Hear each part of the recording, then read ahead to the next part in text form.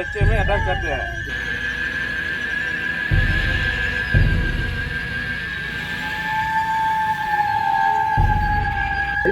అందరికీ చెప్పేది ఏంటంటే కొద్దిగా అప్రమత్తంగా ఉండండి, భయాందోళన చెందవలసిన అవసరం అయితే లేదు.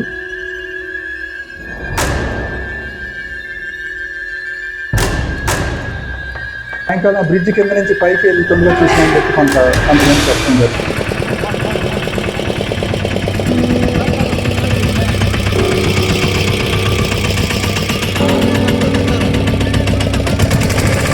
బాబు నువ్వు ఎక్కడి నుంచి చూసావు, ఈ పక్క నుంచే చూసావు అని అడిగితే లేదండి మధ్యలో తెప్ప ఉంది, ఇప్పుడు మునిగిపోయింది ఇసుక తెప్ప, ఇప్పుడు కొద్ది వాటర్ లెవెల్ పెరగటం వల్ల మునిగిపోయింది, అక్కడి నుంచి చూశాను నేను అని చెప్పి అన్నాడు.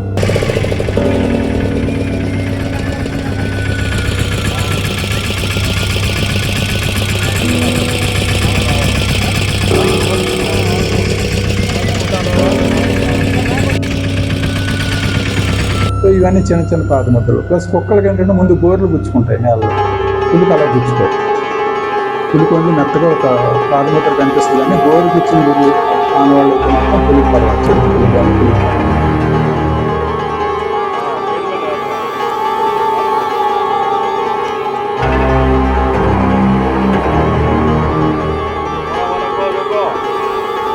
సో ఇదంతా కొద్దిగా ప్రజలు అప్రమత్తంగా ఉండండి. సాయంకాలం అయ్యేటప్పటికి లంకల్లో సమీపాల్లో ప్రజలు అందరూ కూడా ఒంటరిగా తిరగొద్దు దయచేసి.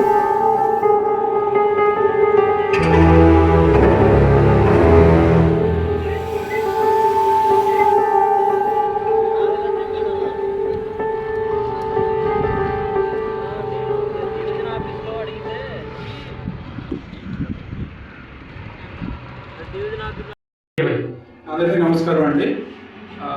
గత 25 రోజులుగా మన తూర్పుగోదావరి జిల్లా రాజమండ్రి మరియు మన కోనసీమ జిల్లాలో సిబ్బంది చిరుతపుల కోసం గాలిస్తూ ఉన్నాము. నిన్న రాత్రి అంటే మొన్న ఉదయం చూశానని చెప్పి చిరుతపుల్ని మన లంకలో రావులపాలెం సమీపం లంకలో చూశానని చెప్పి ఒక నారాయణకి చెందిన వెంకటేశ్వర ఫిషర్మెన్ చెప్పాడు.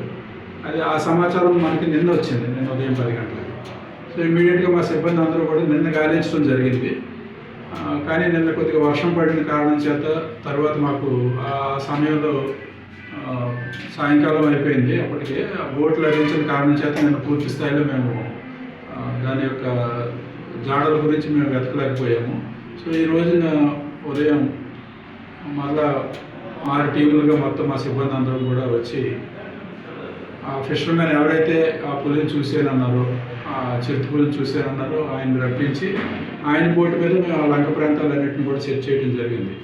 అదేవిధంగా ఈ మన రావులపాలెం గోదావరి బ్రిడ్జిని ఆనుకుని ఉన్న వాళ్ళందరూ కూడా ఆ ప్రాంతాలు కూడా పరిసర ప్రాంతాలన్నింటినీ కూడా లంకలు కూడా వెతకడం జరిగింది. ఎక్కడా కూడా చిరుతపులికి సంబంధించిన పాదముద్రలు కానీ అది తిరిగాడిన జాడలు కానీ ఏవి కూడా మాకు లభించలేదు.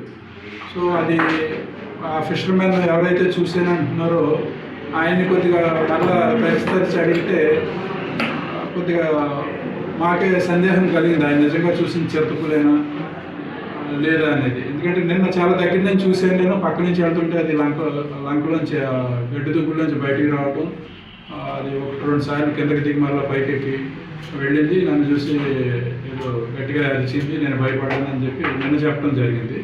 ఈవేళ మేము బోటు మీద స్వయంగా ఆ స్పాట్కి తీసుకెళ్తే అక్కడ ఏ విధమైన పాదముద్రలు మనకి దాని జాడలు కానీ దొరకలేదు. ఆయన ఎక్కడైతే చూసానంటున్నాడో అక్కడ. బాబు నువ్వు ఎక్కడి నుంచి చూసావు, ఈ పక్క నుంచే చూసావు అని అడిగితే లేదంటే మధ్యలో తెప్ప ఉంది, ఇప్పుడు మునిగిపోయింది ఇసుక తెప్ప, ఇప్పుడు కొద్ది వాటర్ లెవెల్ పెరగటం వల్ల మునిగిపోయింది, అక్కడి నుంచి చూసాను నేనని చెప్పి అన్నాడు. సో అతను నిజంగా చూసింది చిరుతపులిని చూస్తే నిన్న సాయంకాలం నుంచి కూడా ఈ రోజు వరకు మనకి వర్షం పడలేదు ఇక్కడ. అదేవిధంగా నేను సాయంకాలం బ్రిడ్జ్ కింద నుంచి పైకి వెళ్తుండగా చూసామని చెప్పి కొంతమంది చెప్పడం జరిగింది. అక్కడ భాస్కర్ రెడ్డి గారు అని చెప్పి అక్కడ గుడిలో పూజలు చేస్తుంటారు, ఆయన కూడా నేను చూశాను సార్.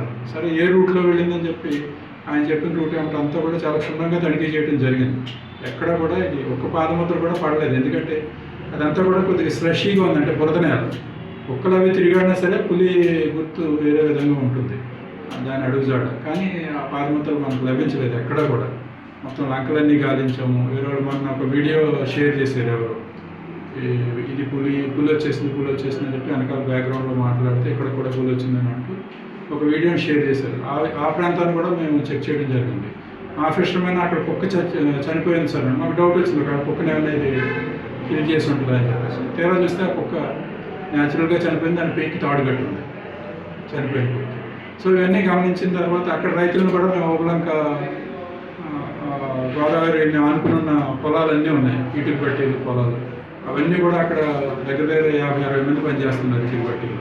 వాళ్ళని విచారించాం, అక్కడ రైతులను విచారించాం. ఆ పొలాల మధ్యలో అన్నింటిలో కూడా పశువుల కొట్టాలు ఉన్నాయి బాగా, వాటిలో చిన్న ఆవుదోళ్ళు గేదెలు ఇవన్నీ ఉన్నాయి. వాటి మీద కూడా ఇక్కడ దాడి చేసిన దాఖలాలు. సో ఏ విధంగానూ కూడా ఇక్కడ చిరుత పులి వచ్చిందనే జాడ అయితే మాకు లభించలేదండి. సో ఇప్పటి వరకు అయితే మేము తెలియజేసేది. కాకపోతే జనాల్లో కొద్దిగా స్థానికుల్లో కొద్దిగా భయాందోళన ఉంటుంది సహజం కాబట్టి అందరికీ చెప్పేది ఏంటంటే కొద్దిగా అప్రమత్తంగా ఉండండి. భయాందోళన చెందవలసిన అవసరం అయితే లేదు.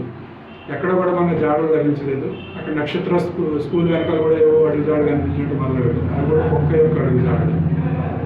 ఎందుకంటే అడుగు జాడలు చిన్నగా ఉంటాయి, కుక్కలు చిన్నగా ఉంటాయి. పులిదైతే ఒక సైజు ఒక 8 సెంటీమీటర్లు పైబడింది. ఈ పులి అక్కడ మనకి దివాంచడి దగ్గర లభించిన ప్రాథమికతను చూస్తే 8 సెంటీమీటర్లు పైబడింది సైజు, అంటే స్క్వేర్ చూస్తే ఇటు చూసింది సరే.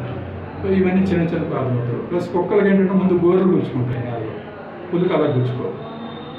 పులికి వెళ్ళి మెత్తగా ఒక పాదముద్ర కనిపిస్తుంది, కానీ గోరు గుచ్చిన ఆనవాళ్ళు అయితే మాత్రం పులికి పడవాలి, చెరుకు పులి కానీ పులికి కానీ. సో ఇదంతా కొద్దిగా ప్రజలు అప్రమత్తంగా ఉండండి. సాయంకాలం అయ్యేటప్పటికి ఆ లంకల్లో సమీపాల్లో ఉండే ప్రజలు అందరూ కూడా ఒంటరిగా తిరగవచ్చు. దయచేసి ఏదైనా అత్యవసరమైన పని ఉంటే ఒకరిద్దరు కలిసి రండి. ఆ చేతిలో కర్ర టార్చ్ ఉంటే మనకి ఇబ్బంది ఉండదు. ఒకవేళ అది లేదని చెప్పి మేము ప్రస్తుతానికి అనుకుంటున్నాం. ఒకవేళ ఉంటే సడన్గా ఎవరికైనా ఎదురు పడితే ఏం చేయాలి, ఏం కంగారు పడవలసిన పని లేదు. వెనుతిరిగి మాత్రం పారిపోతుంది అని చూసి. వెనుతిరిగి పారిపోతే అది వెంటబడే మీద పడే వస్తారు కాబట్టి తిన్నగా దానికి చూస్తూనే గట్టిగా అరుచుకుంటూ మనం వెనకడం వేసుకుంటూ వెళ్తే చాలు. ఎందుకంటే అది దానికంటే హైట్ ఉన్న జంతువు మనిషి మీద కానీ లేదంటే ఏ జీవి మీద కూడా అది అటాక్ చేయదండి, దాని హైట్ ఉన్న దానిపైన. అలాగే ఉదయాన్నే లంకల్లో పనులు వ్యవసాయ పనులు కూడా వెళ్తూ ఉంటారు కాబట్టి అక్కడ ఒకసారి వాళ్ళ వ్యవసాయ భూమిని ఒకసారి జాగ్రత్తగా పరిశీలించుకుని వాళ్ళ పనులకు ఉపక్రమించవచ్చు. ఇదండి నేను తెలియజేస్తాను. ప్రస్తుతానికి అప్డేట్ అయితే ఇది. ఏమైనా విషయాలు ఉంటే మళ్ళీ తెలియజేస్తాను. Thank you.